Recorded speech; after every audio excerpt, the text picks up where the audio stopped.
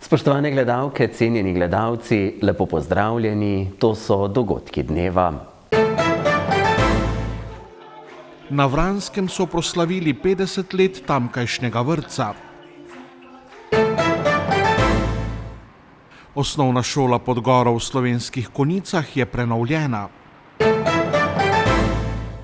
Celjski nogometaši jutri prvič v zgodovini na domačem stadionu v skupinskem delu evropskega tekmovanja. V Laškem se je konec tedna končalo 5. svetovno prvenstvo v ping-pongu za bolnike s Parkinsonovo boleznijo. Na Vranskem so 15. septembra leta 1974 odprli vrata vrtca, v katerem je v tem šolskem letu v 9 oddelkih vključenih 153 otrok. Osrednjo slovesnost ob 50-letnici delovanja so pripravili sinoči v športni dvorani Vransko. V športni dvorani Vransko so sinoči pripravili prireditev ob 50-letnici vrtca Vransko, ki je svoja vrata prvič odprl 15. septembra 1974 kot odgovor na potrebo po varstvu 35 otrok v hitro rastoči skupnosti. Lepo je, da se to gradi, nadgrajuje skozi čas. Moramo se zavedati, da vrtec kot prostor ni nič, če v njem ni dobrih vzgojiteljev in vzgojiteljic, ki dajo dušo v tem prostoru in ki tudi otrokom potem podarijo vse tiste vrednote, ki jih otroci prenesejo že od doma in jih potem tudi v vrtcu in še naprej skupaj premagujejo oziroma ustvarjajo vzgojitelji, da bodo odrasli v odgovorne, prijazne in solidarne otroke, da bodo tudi gradili prihodnost naše občine. Občina Vransko, ustanoviteljica vrtca, od vsega začetka zagotavlja prostorske in materialne pogoje in s finančno pomočjo ter plodnim sodelovanjem prispeva k visoki kakovosti storitev. Že kar nekaj časa se je govorilo o tem, ali bo na Vranskem tudi kakšen nov vrtec, in tako smo v letošnjem letu res pristopili k nakupu zemljišča za izgradnjo novega vrtca. V naslednjem letu bomo potem nadaljevali z pridobivanjem dokumentacije in bomo videli, kako bo tudi država do nas prijazna, ali bomo lahko dobili kakšna sredstva, da bomo lahko to čim prej uresničili. Zagotovo pa nam bo to zdaj prvotni cilj, da bomo res delali z aktivnostmi naprej za izgradnjo novega vrtca. V vrtec je v tem šolskem letu vključenih 153 otrok v 9 skupinah. S prostorom trenutno smo zadovoljni. Novembra odpremo še en polovični oddelek, potem nas pa prostora zmanjka. Imamo pa lepo urejen nov prostor, ki je preurejen iz prostora za športnike, sodobno in moderno opremljen in na tega smo najbolj ponosni, saj smo ga lansko leto s pomočjo občine Vransko prenovili in adaptirali.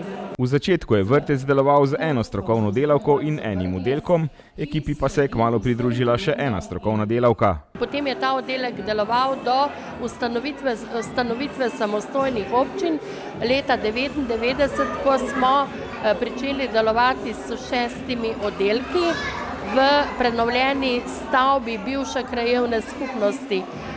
Leta 2000 je 2 oddelka potem vzela 9-letna šola, tako da smo delovali s 4 oddelki. Leta 2004 smo pa pridobili še nove adaptirane prostore na podstrešju in od leta 2004 naprej je število otrok naraščalo, intenzivno pa od leta 2014, ko se je številka kar zavrtela tam na okrog 150 otrok in tako številko ohranjamo tudi zdaj zadnja leta. V kulturnem programu so sodelovali otroci iz vrtca Vransko pod mentorstvom vzgojiteljic in vzgojitelja. Spremljali pa smo lahko tudi zanimivo zgodbo o 4 črnih mravljicah.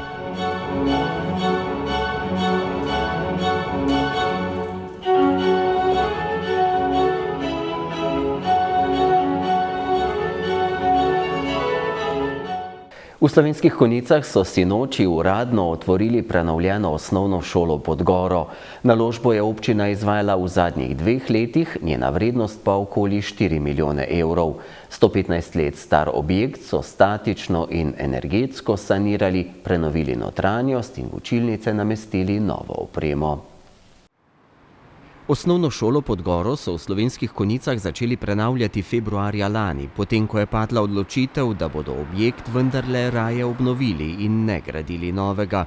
Gre za največjo naložbo občine v tem mandatu. Lani februarja so z obnovo začeli in je tudi nekje do začetka letošnjega šolskega leta tudi končali v predvidenem roku in tudi nekje v okviru predvidenih sredstev.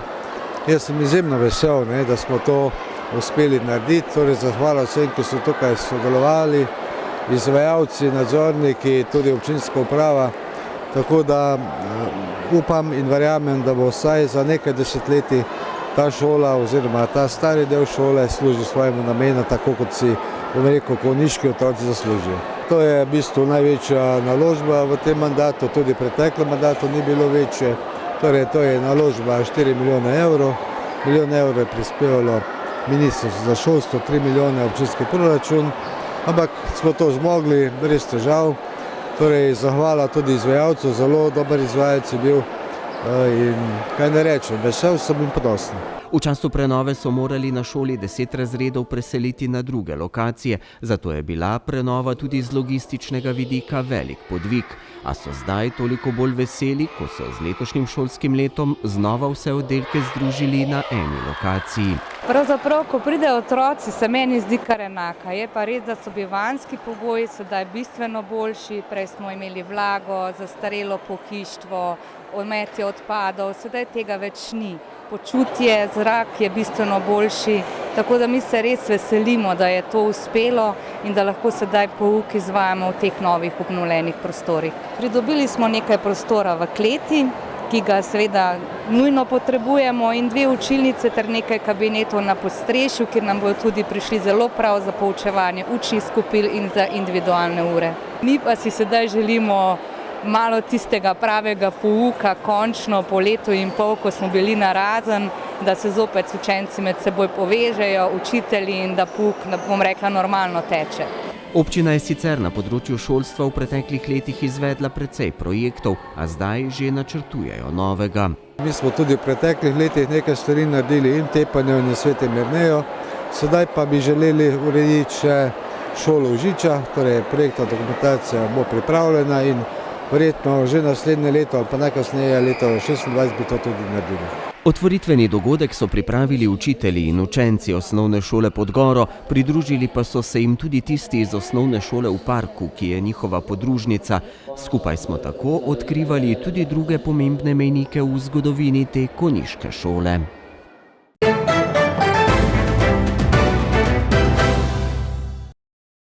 Nogometaši Celja bodo jutri ob 18:45 odigrali drugo tekmo skupinskega dela konferenčne lige proti turškemu Istanbul Başakşehiru.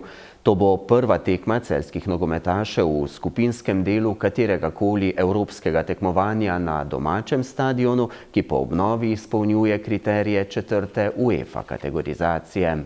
Za nas igralce pa trenerja je v bistvu kakor normalna tekma, isto smo naredili analizo danes in vemo nekako prednosti in slabosti Başakşehirja, ampak navzven se je pa to bolj kot ne naredila neko medijsko, kot neka zgodovinska tekma. Mi gremo na zmago, tudi danes smo se s trenerjem pogovarjali, da na remi ne bomo igrali, vemo sicer kakovosti Istanbula, ampak zavedamo se tudi naših kvalitet in nekako smo prebili let z Vitorijo, zdaj zmaga nujna ni, na zmago moramo iti. This is a fantastic opportunity to show the club in Europe what we are capable to do. And the same like for this game, I'm sure that I don't need to be really good on psychologically and to prepare my team because on this way, because the motivation is there. We are playing in Europe. The same from them to come. To je izjemna priložnost za klub, da se predstavi na evropski sceni. Za takšno tekmo kot trener ne potrebujem posebnih motivacijskih prijemov, saj gre za tekmo v Evropi. Želim, da gledalci napolnijo stadion in nam pomagajo vseh 90 minut. Ne želim, da se ponovi scena iz zadnje tekme, ko je bilo po našem slabšem začetku slišati nekaj žvižgov in negodovanja igralcem, pa tudi meni. Jasno, to nisem občutljiv. Vsekakor si želim, da gledalci pomagajo igralcem in klubu vseh 90 minut.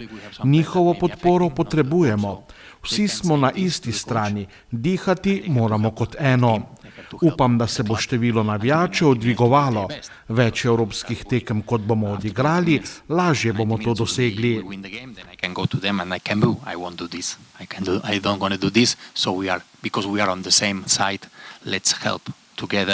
Let's forget during 90 minutes this kind of situation. We need to be one. And we hope also, yesterday we were talking how many people will be here. We are on progression to be in more times in Europe and to play these kind of games. And we want as many times as possible to have a big support, as many people as possible. Konec tedna se je v Laškem končalo 5. svetovno prvenstvo v ping-pongu za bolnike s Parkinsonovo boleznijo. Na njem je uspešno nastopila tudi 44-članska slovenska reprezentanca, ki se je na koncu veselila 6 osvojenih medalj. Okrog 300 udeležencev iz 23 držav je v 5 dneh v dvorani Trililije odigralo kar 1600 tekem. V slovenski izbrani vrsti, ki so jo letos vodili 3 trenerji, se je najbolj izkazal Maksimilijan Butolin, ki je zmagal med moškimi posamezno v 3. kategoriji, v tolažilni skupini 1. kategorije pa se je razveselil srebrnega odličja. Prvič sem na tem prvenstvu in sem zadovoljen z doseženim oziroma z svojim nastopom. Ste to pričakoval? Potihem. Doma je večji pritisk, kot bi bilo kje druge.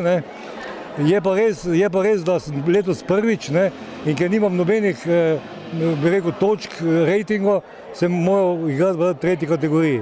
Maksimiljanu namizni tenis že več desetletij pomeni zelo veliko. S ping-pongom se jaz ukvarjam že cirka 60 let in je to del mojega življenja.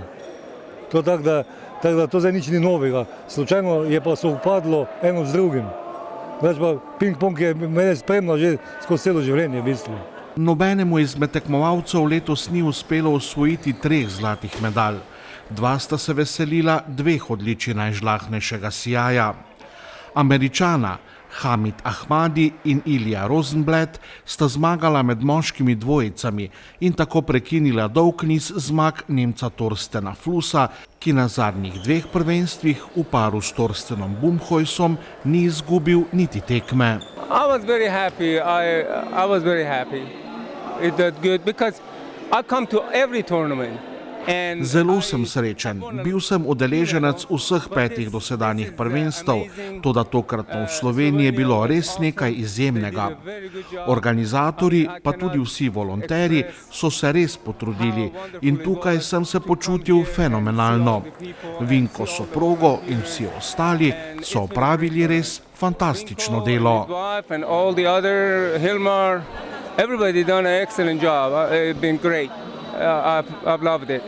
V slovenskem taboru niso bili zadovoljni samo zaradi dobrih rezultatov njihovih tekmovalcev, ampak tudi zaradi uspele organizacije, saj so po prvenstvu pohvale na njihov račun deževale iz vseh strani. Zelo sem zadovoljen.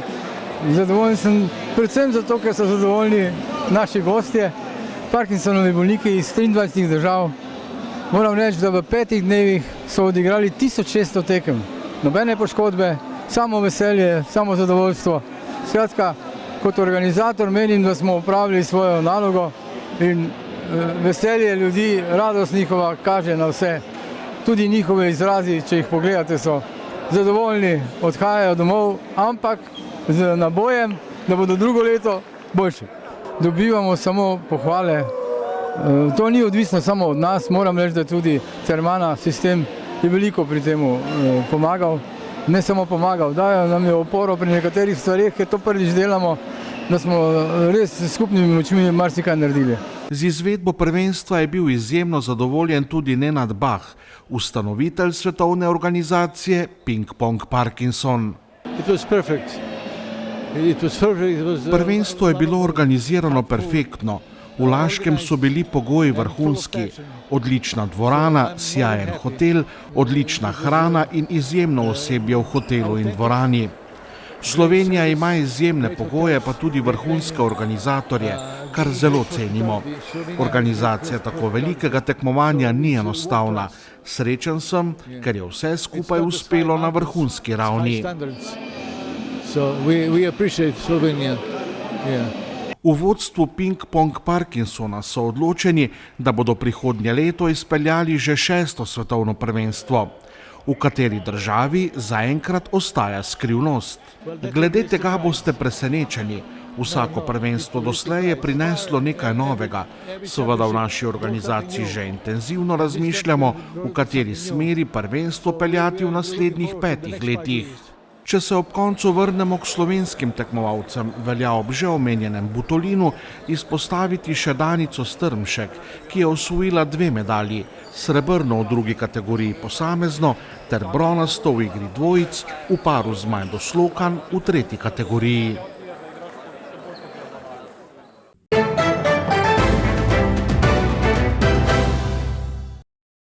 Jutri bo oblačno, občasno bo še deževalo, na Primorskem bo pihala šibka burja. Najnižje jutranje temperature bodo od 8 do 14, najvišje dnevne od 10 do 15, na Primorskem do 19 stopinj Celzija. V noči na petek bo dež večinoma ponehal. V petek bo pretežno oblačno, predvsem na jugozahodu Slovenije bo občasno rahlo deževalo. V soboto se bo v vzhodnih krajih delno zjasnilo. Drugod bo oblačno, v zahodnih krajih bo občasno deževalo.